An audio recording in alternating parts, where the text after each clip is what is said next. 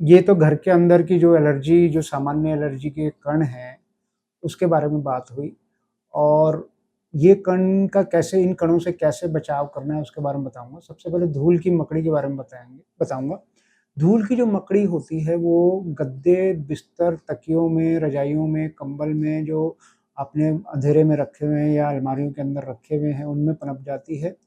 और उससे बचाव का एक तरीका है कि जितने भी गद्दे, रज़ाइयाँ, कंबल, बिस्तरे हैं या बेडशीट्स हैं जिनको आप ओढ़ते हैं या ऊनी कपड़े हैं जो आप ट्रंक्स में रखते हैं या अलमारियों में रखते हैं, उन सबको जो है हर महीने कड़क धूप दिखानी चाहिए, कम से कम 4 घंटे। जो ऊनी कपड़े हैं जिनको आप कभी-कभी इस्तेमाल करते हैं, उनको इस्तेमाल करने से पहले कड़क धूप दिखाएँ और उनको जब वापस रखते हैं तो थैली में कड़क धूप दिखाने के बाद में थैली में पैक करके वापस रखें। जिन गद्दों पे जो सालों-साल तक आप उसको बाहर नहीं निकालते, जिस बेड के ऊपर आप गद्दा रखते हैं, वो गद्दे को आप महीने के महीने 4 घंटे कड़क धूप में रखें। जिनके घर में एलर्जी के रोगी हैं या जिनको छींके, साँस या खाँसी की शिकायत इस तरह की रहती है, जो कि मैंने लक्षण बताए। और इसके साथ-साथ जब भी आप बेडशीट्स गद्दों पे बिछाते हैं या जो ओढ़ते हैं, अगर वो धुल सकते हैं तो गर्म पानी में धोएँ या फिर जो है धुलने के बाद, सूखने के बाद 4 घंटे कड़क धूप दिखाएँ। नहीं तो हो सके तो उनको प्रेस करें। कई बार बारिश में कड़क धूप नहीं होती है तो आप उसको गरम प्रेस करें, जिससे वो मकड़ी की तादाद जो है कम हो जाती है और एलर्जी की संभावना कम हो जाती है। आप अपने दूसरी एलर्जी के कण के बारे में बात करेंगे, जो कि मैंने आपको दीवारों पे नमी पपड़ी के कारण बताया, फफूंदी के बारे में। ये नमी पपड़ी, फफूंदी जो होती है, ये आप घर में पूरी तरह से चेक करें, कहाँ-कहाँ पर ये फफूंदी उग रही है और वहाँ पे वाटर प्रूफिंग कराइए। अपने घर के लीकेज चेक करिए, घर के लीकेजेज़ जो वॉशरूम के आस-पास कई जगह पे लीकेजेज़ होते हैं, ख़ासकर छत पे जाकर के देखिए, चेक करें, वहाँ पर नालियाँ जो होती हैं, ड्रेन्स अच्छे नहीं होते, तो पानी वहीं रुक जाता है, तो वो धीरे-धीरे नमी करके आपके घर के अंदर आ जाती है। घर की बाहरी दीवारों पे वाटर प्रूफिंग कराइए, ताकि घर में पानी के कारण, नमी के कारण वो फफूंदी ना पनप पाए। ये दूसरी एलर्जी के कण के बारे में हुआ जो सामान्य अपने घर के अंदर रहती है। तीसरा एक और जो मैंने कॉकरोच के बारे में बताया, कॉकरोच मैंने जैसे बताया कि रसोई की नालियों में होते हैं, तो घर की रसोई की नालियों के अंदर कॉकरोच के लिए जो चॉक आती हैं आजकल, वो गोले बनाएँ उन नालियों के चारों ओर महीने के महीने, ताकि वो कॉकरोच बाहर ना आ पाएँ और वो जितनी भी नालियाँ, कोशिश ये करें जितनी भी नालियाँ घर के अंदर हैं, पानी की ड्रेन्स हैं, उन सब जगह नालियों को उनके जो घेरे होते हैं, उन पे वो चॉक लगाएँ महीने के महीने, ताकि ये कॉकरोच बाहर ना आ पाएँ। अब हम बात करेंगे, ये तो घर की एलर्जी के बारे में बात हुई। अब हम बात करेंगे घर के अंदर जो महिलाएँ हैं, सफाइयाँ करती हैं, वो धूल होती है तो उनको तकलीफ हो जाती है। सामान्य जब भी एलर्जी की या श्वास नलियों की एलर्जी के बारे में बात होती है, तो एक शब्द बोल दिया जाता है कि धूल से एलर्जी है। सामान्य धूल से एलर्जी नहीं होती। धूल एक मिक्सचर है। जैसे मिक्सचर किस चीज़ का? जैसे मिक्सचर नमकीन होती है जिसमें मूँगफली है, सेब है, पपड़ी है, दाल है, ये सब मिलकर के नमकीन बनती है। ऐसे ही धूल भी बनती है। तो धूल में क्या-क्या होगा? आपके घर में जो भी कण होंगे, जैसे आपके दीवारों की नमी के कारण जो फफूंदी उग गई, पेंट वार्निश की जो पपड़ियाँ गिरती वो हो गई। उसके अलावा जैसे आपने मान लो अनाज छाना तो अनाज के रेशे रह गए। इसके अलावा मैंने आपको बताया जैसे बालों अपने जो शरीर के रेशे होते हैं वो भी धूल होती है, या अपन घर से बाहर कहीं जाते हैं और वापस गंदगी लेके आते हैं, तो वो धूल में हो सकती है। तो इसके साथ-साथ कई बार जो है जानवरों, जिनके घर में जानवर हैं, उनके रेशे भी होते हैं। इसके अलावा कई के घरों में चूहे भी होते हैं। चूहे भी एक चौथा घर के अंदर बहुत बड़ा कारण है, आजकल कम होते हैं लेकिन फिर भी चूहा एक बहुत बड़ा कारण है एलर्जी का, ख़ासकर बच्चों के लिए। छोटे बच्चे जो अभी 6-7 महीने के हों, उनमें साँस की बीमारी या जो तकलीफ़ पैदा करने में बहुत ज़्यादा इनका, चूहों का रोल होता है। तो ये सब मिलकर के जब इनके जो कण होते हैं, जानवरों के रेशे वगैरह, सब मिलकर के धूल बनाते हैं और उन धूल से पर्टिकुलर किसी ख़ास चीज़ से किसी ख़ास रोगी को एलर्जी हो सकती है, ऐसा नहीं कि पूरी धूल से एलर्जी होगी। तो ये घर की जो धूल है, इसको आप हमेशा ये देखें कि आपके घर में क्या-क्या ऐसी चीज़ें धूल बना सकते हैं, तो उनको घर से बाहर हटाना होता है। जब हम सफाई करते हैं, तो इन धूल को जो है सफाई करने से पहले आप या तो गीले कपड़े से पोंछें उस चीज़ को या फिर वैक्यूम क्लीनर का इस्तेमाल करें। अगर आप झाड़ू लेकर के सफाई करते हैं तो धूल उड़ेगी और धूल उड़ने के कारण वो अगर रोगी वहीं पे है, अगर वो सफाई करने वाला ही रोगी है या दो कोई रोगी वहीं पे बैठा है तो उसको तकलीफ हो जाएगी। तो बेहतर ये रहेगा कि आप गीले कपड़े से साफ करें धूल को या फिर जो है वैक्यूम क्लीनर से सफाई करें। झाड़ू से लगाते हैं तो एक कमरे से दूसरे कमरे में धूल चली जाएगी और उसका एलर्जी का कण वहीं रह जाता है। एक अब हम बात करेंगे एक और एलर्जी का के बारे में जो कि घर में बहुत सामान्यतः पाई जाती है। अक्सर ये देखा गया है कि हमारे यहाँ पर जो है घरों के अंदर जो है अनाज छाना जाता है, गेहूँ स्टोर किया जाता है, फिर उसको पिसवाया जाता है और उसके बाद में उसको हम इस्तेमाल करते हैं। तो जो अनाज है या गेहूँ है, उसको आप स्टोर करते हैं तो गेहूँ जो आता है वो गोडाउन से आता है और गोडाउन की जो माली हालत या जो कंडीशंस होती हैं, वो ऐसी नहीं होती जैसे अपने घर में साफ-सुथरा रहता है। वो गोडाउन में ही नमी के कारण पपड़ी आ जाती है, फफूंदी आ जाती है, वहाँ कीड़े-मकोड़े, मच्छर, कॉकरोच भी होते हैं। उसके अलावा जो है आपके जो जहाँ से गेहूँ पैदा हुई है, वहाँ पे आस-पास के जो पेड़-पौधे हैं, उनके परागकण भी उस गेहूँ के अंदर मिक्स होते हैं। तो जब आप गेहूँ लाते हैं घर पे और उसको छानते हैं, तो ये सब एलर्जी के कण आपके घर में आ जाते हैं। अच्छा, कई लोगों ने घर में गेहूँ छानने के साथ-साथ चक्की भी रख रखी है, अपनी होम जो घर की चक्कियाँ होती हैं, वो रख रखी हैं। वो चक्की भी जो है जब आप उसकी गेहूँ पीसते हैं, तो वो जब गेहूँ पीसने के समय धूल उड़ती है, तो वो एलर्जी के कण आपके घर में बिखर जाते हैं और आपको एलर्जी का कारण बनते हैं।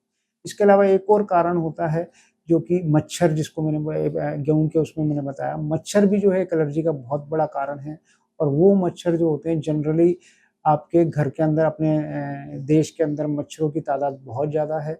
मच्छर हो गए, पतंगे हो गए और भी कीड़े-मकोड़े हो गए। तो ये सब जब मर जाते हैं तो इनके शरीर के हिस्से टूट-टूट के घर के अंदर बिखर जाते हैं और वो एलर्जी का कारण बनते हैं। और ये सभी चीज़ें जो मैंने अभी तक बताई, ये सभी धूल कहलाती हैं। अगर ये आपस में मिल जाती हैं, तो ये धूल ही कहलाती हैं। तो ये एलर्जी के बारे में जानकारी हुई। हमें घर में गेहूँ नहीं छानना है। अगर हम छानते हैं, तो बाहर कहीं पे रखें या बाहर ही छनने दें और बाहर ही पिसने दें और कोशिश ये करें कि अनाज घर के अंदर स्टोर ना करें। ये सारी चीज़ें जो बताई मैंने एक सामान्य आदमी के घर के अंदर जो रोज़मर्रा की जो चीज़ें होती हैं उसके बारे में एलर्जी के कण के बारे में बताया। इसके अलावा एक और चीज़ है जानवर।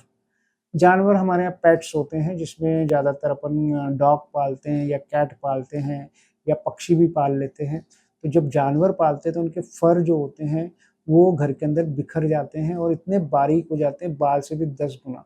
जब वो साँस नली में या नाक से जब जाते हैं तो वो फिर साँस नली की एलर्जी पैदा कर देते हैं। तो जानवर को जब पालते हैं तो ये ध्यान रखें कि आपके घर में एलर्जी का रोगी नहीं होना चाहिए और पक्षी में आ गए, कबूतर हमारे घरों में रूटीनली आ जाते हैं, तो उनके पंख वगैरह या उनके जो शरीर के हिस्से हैं वो टूट-टूट के गिर जाते हैं, तो वो भी एलर्जी कर सकते हैं। तो ये ओवरऑल एलर्जी जो है मैंने घर के अंदर के जो एलर्जी उसके बारे में बोला।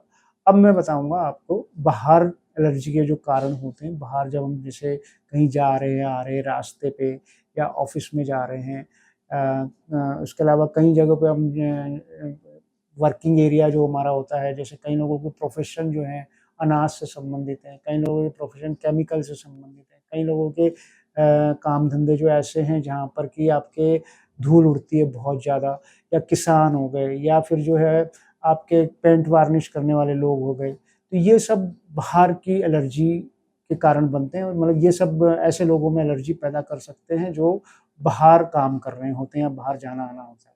तो बाहर जाने-आने पे हमारे को वातावरण के कारण बहुत सारी चीज़ें हवा में ऐसी होती हैं जो हमें दिखती नहीं है, जो एलर्जी का कारण बन जाती है, जिसमें परागकण सबसे महत्वपूर्ण है। परागकण जो होते हैं वो बहुत बारीक होते हैं।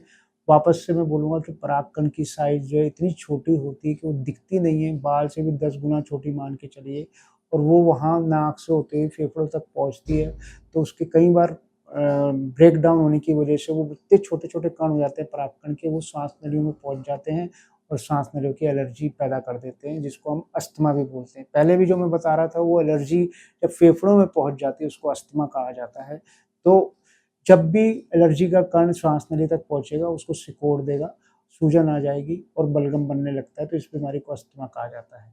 और इसमें अब मैंने परागकण के बारे में बात करी, परागकण में तरह-तरह के पेड़ हैं बहुत सारे जो कि एलर्जी कर सकते हैं, उसके बारे में आपको अगर इस तरह की जैसे आप ऑफ़िस जाते समय आपको छींकें आ रही है या ऑफ़िस से आते समय छींकें आ रही हैं, ख़ासकर दोपहर में या सुबह के टाइम पे जब बाहर निकलते हैं तब, या फिर जो है आपको ऐसी ख़ास जगह पे जब आप ओकेशनली जाते हैं या ऑफ़िस के आस-पास आपके घास-फूस या पेड़-पौधे ऐसे खूब सारे हैं और वहाँ छींकें आ जाती हैं या वर्किंग एरिया में आपको आ जाती हैं, तो परागकण एक कारण हो सकता है एलर्जी का। इसी तरह ऑफ़िसेज़ में जनरली ये देखा गया है कि अपने दीवारों जैसे ख़ासकर ऐसी बिल्डिंगें जहाँ पर कि नमी के कारण पपड़ी बहुत सारी होती है, तो वो एक एलर्जी का कारण बन सकता है बाहर, घर के बाहर। तो हमेशा चेक करें कि आप जिस ऑफ़िस में काम करते हैं और आपको अगर वहाँ छींकें आ रही हैं, तो वो इसका मतलब ऑफ़िस में ही आपकी प्रॉब्लम है। इसके अलावा कई बार देखा गया है कि कारपेट का इस्तेमाल बहुत ज़्यादा होता है घर के अंदर और भी और ऑफ़िसेज़ के अंदर भी। तो ये सब बेसिकली रिज़र्वॉयर का काम करते हैं धूल को इकट्ठा करने में, तो ये एलर्जी का कारण बन जाते हैं। तो और कई बार जो है किसी ख़ास संप्रदाय में या विशेष लोग जो हैं, उनके एक रीति-रिवाज है कि वो घर के अंदर कारपेट ज़रूर बिछाते हैं। तो वो उनके अगर घर में इस तरह के रोगी हैं, तो उनको कारपेट नहीं बिछाना चाहिए। इसके अलावा बात करेंगे हम खाने-पीने की चीज़ों के बारे में। खाने-पीने की चीज़ों के इससे पहले हम बात करना चाहूँगा जानवरों के बारे में वापस से, ख़ासकर खेती-बाड़ी से संबंधित जो जानवर होते हैं। खेती-बाड़ी से संबंधित जो जानवर हैं जैसे गाय, भैंस ये और उसके अलावा जो है अपने और भी जानवर जैसे कई लोग घोड़े वग़ैरह और ऊँट वग़ैरह पालते हैं। तो इनके रेशे एलर्जी का कारण बन सकते हैं इनका काम करते समय। कई बार महिलाएँ जो है गाय-भैंस के पास जाके दूध निकालते हैं तो उनको तकलीफ़ें हो जाती हैं। तो ये सब एलर्जी जब भी आपको किसी ख़ास काम को आप कर रहे हो, इस तरह के काम को जहाँ पे जानवरों का संपर्क आ रहा है, तो आप नोट करें कहीं आपको छींकें तो नहीं आ रही या साँस या खाँसी की शिकायत तो नहीं आ रही। अब हम बात करेंगे खाने-पीने के बारे में।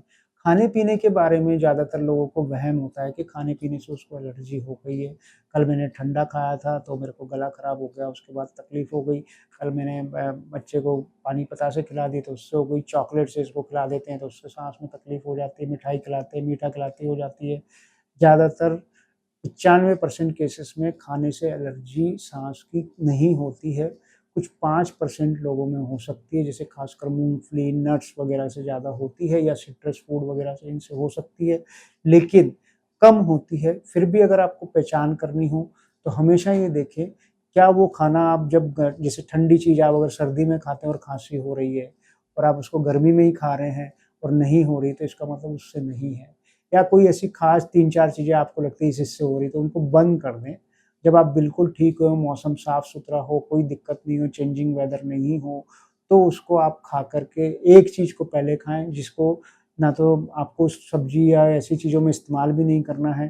जैसे प्याज़ है मान लो, तो प्याज़ से आपको लगता है मेरे को प्याज़ खाने से तकलीफ़ हो जाती है, तो प्याज़ को आप बंद कर दें, सब्ज़ी में नहीं डालें 2 दिन के लिए, फिर उसके बाद खा कर के देखें, अगर 2 घंटे में आपको तकलीफ़ होती है, तो उससे हो सकती है। ऐसे कोई भी खाने की चीज़ आपको लगती है तो उस तरह से आप कर सकते हैं।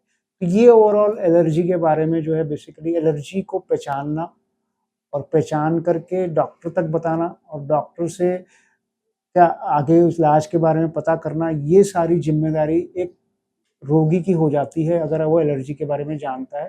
तो अगर वो इस चीज़ को पकड़ लेता है कि कहाँ उसको प्रॉब्लम हो रही है, किस वक़्त प्रॉब्लम हो रही है, घर में हो रही है, घर के बाहर हो रही है, रास्ते में हो रही है, रास्ते में आते-जाते हो रही है या ऑफ़िस में हो रही है या सुबह हो रही है, उठते ही हो रही है, रात में हो रही है या दोपहर में हो रही है, दिन में हो रही है। ये सब बातें नोट करना बहुत ज़रूरी है। तो डॉक्टर आपकी मदद कर सकता है कि एलर्जी किस चीज़ से है और एलर्जी अगर हम पकड़ लेते हैं और कोई ख़ास ऐसी चीज़ है अगर उसको दूर कर देते हैं, तो कई बार ऐसा भी देखा गया है कि बीमारी नहीं होती।